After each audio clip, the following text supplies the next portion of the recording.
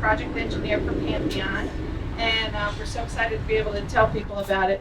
The name, everybody's been kind of guessing different names, and even the construction crew out here, there are a couple of them, they really thought they had it, you know, and I'm like, nope, nope, nope, and they said, well, can't you tell us, can't you tell us? And I'm like, Tuesday, come Tuesday, you'll find out. We started in May when we first were clearing and started, you know, with our shovels and everything in the ground. We are actually in the foundation phase, so we've got a lot of piles going in. I think there's over 850 steel piles. I know that's not real exciting stuff, but it kind of is for us. So, but what happens is, in order to dig out for the foundations, we create a lot of piles of dirt. So thus you see piles, and then you see piles of dirt. So we have a lot of that going on. It is the fastest multi-launch coaster in North America, and the Pantheon actually has 4 launches. Launch 1 has 36 miles per hour. Launch 2 is 50 miles per hour, and that's going forward toward the top hat. You come backwards at 61 miles per hour up to the spike, and then actually forward again to 67 miles per hour, which takes you over the top hat. After the top hat, it goes down into a 95-degree drop. So you're past 90 degrees, and you reach a maximum speed of 72.5 miles per hour after that.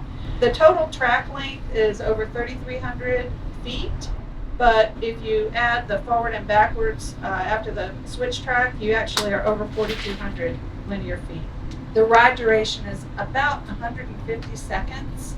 There are 2 trains, and each train has 20 riders on it. We have 2 inversions, and after the top hat, the largest drop is 180 feet. The spike is 178 feet, so it's almost as tall as the top hat anyway.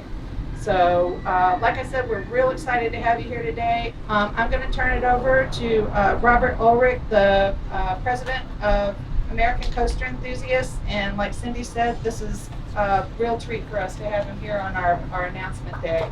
Without parks like Busch Gardens Williamsburg, we wouldn't have a club. And seeing developments like this with 4 launches and as tall and as fast as it's going to be, I think this is a wonderful product for Busch to add to their lineup that includes such great coasters like Apollo Chariot and Revolta. You can bet I'll be one of the first to get on the ride. My name's Larry Giles. I'm Senior Director for Design and Engineering. I moved to the corporate office a couple years ago, so kind of overseeing, supervising the installation of the new Pantheon Ride here at Busch Gardens. Awesome. So give us a brief overview for those who aren't familiar with what you guys just announced. Yeah, well, we've announced today the new Pantheon Ride here at Busch Gardens Williamsburg. We're real excited about it. It's the fastest multi-launch coaster in North America. It's completely different, really non-stop action, gives you constant thrills from the beginning to the end. We start you off kind of slow, we get you used to the ride vehicle, give you a little bit of a thrill. We shoot you forward. We got a really unique feature in this moving track switch that it allows our coaster to continue to move without ever stopping. We do a couple stalls, we do a great top hat, and we got a couple great maneuvers that I think we're going to release a little bit more in the coming month. Sweet. So one thing you talked about that I'd love maybe a little bit more information on is that track switch, because that's certainly new and up and coming technology. We haven't seen too much of that where, I mean, you don't have to stop the train at all. It just keeps moving. Well, that is the really unique feature on Pantheon, is the track switch. It allows us to do and create some experiences that we couldn't do before. Normally, whenever you tried to move a train on and off a different piece of track, it all has to stop and check. But this is a track switch where we cross the track switch and then it moves, and we don't stop the train. We continue the train operation, and it just allows us to create some thrills we could never do before. Yeah, absolutely. And so we're standing here on the construction site because we'll have the location here in Festa Italia. Do you want to go into a bit maybe why this location was chosen? Well, we love this location. It gave us a great opportunity to put a ride in a part of the park that we kind of want to punch up. It's, you know, we think Festa Italia is a lot of fun, a lot of thrills, and that's exactly what Pantheon's going to be delivering, is high thrills. So it really meets the theme of the whole area of the park. So we're real excited to put it here, and we think it's just a great view. You're going to get a great view of our lake, and the surrounding areas. We'll be able to see it from a lot of areas of the park. So overall, I think it really makes the park work really well with the new attraction. Great, and I know you guys have definitely been teasing a lot of the theme recently. Going with that Roman god theme, did that have anything to do with because you guys already have Apollo's Chariot, kind of want to beefing that up a bit? Or? Well, of course, we're putting it over here in this area of the park with a lot of Roman gods and things. We got Apollo's Chariot over here, so yeah, it's the whole Roman god theme that I think people really like. That they think it's fun, and we think it's fun, and it really kind of identifies the ride too, as different pieces of the ride are kind of a different flavor of a different god, a Roman god. So we think it kind of talks to the way the ride experience is going to be.